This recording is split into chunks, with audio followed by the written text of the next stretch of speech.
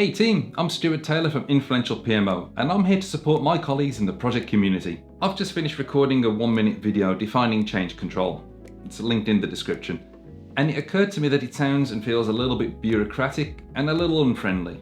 I've known a lot of project managers that have found the change control experience unpleasant because it almost always starts with reporting some bad news.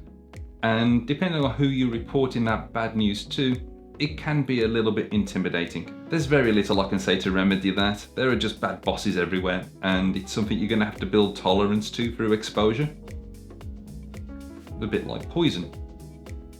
But there are some positives from a project manager's perspective for going through a formal change control process. Like all controls, this is in place to protect the business, but I'd suggest you consider it a helpful way to protect yourself too.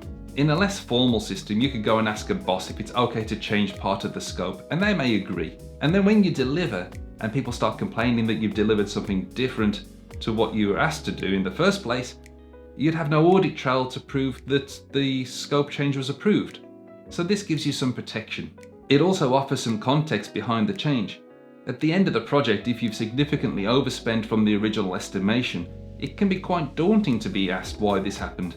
By following a change control process, you'll have a log of the requests and their justifications and the context, and most importantly, you'll have the evidence that you need that the appropriate people signed it off, giving you some protection. So there you have it. Change control is the friend you never knew you had.